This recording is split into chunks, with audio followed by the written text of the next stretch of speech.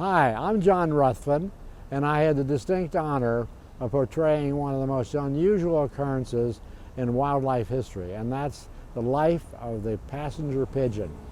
Strangely, this was the most abundant bird that ever lived on the continent of North America, and perhaps the world.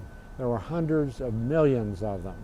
And they were not only beautiful, but they were edible, and people hounded them into extinction, literally. In a matter of 40 years, they were gone. One author wrote, from billions to zero. And it's hard to believe that they actually darkened the sky here in North America, especially in Cincinnati. This was the epicenter, so to speak, of their population.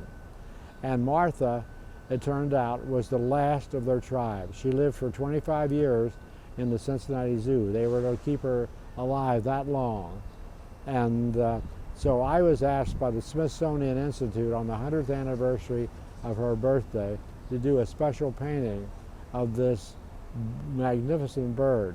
And you'll notice in the mural behind me, you not only have the, what I like to say, millions of passenger pigeons, because no one's really counted the dots on to your right, but that's what I wanted to portray. And they flew in these great circular corkscrew flight patterns, mainly to avoid predators. They couldn't locate.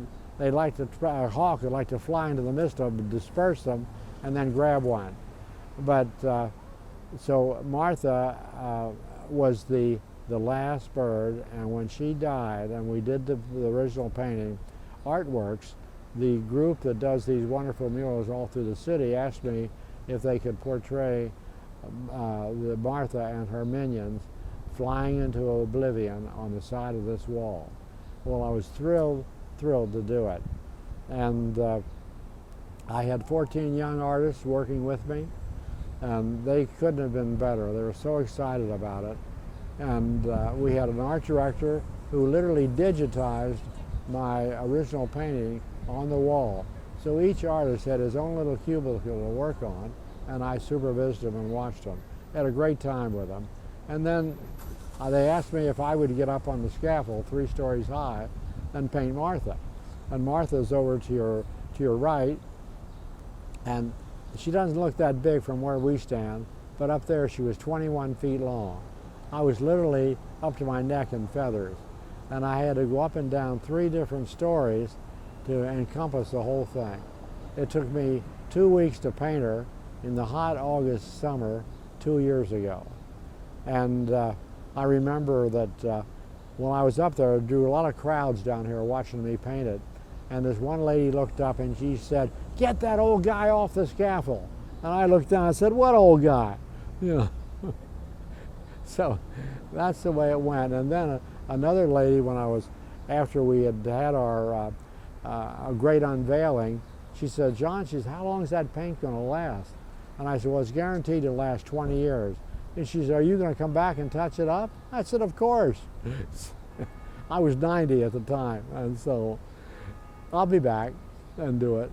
But all in all, it was a great tribute to the city to be able to keep Martha alive that long and to celebrate this once-in-a-lifetime happening.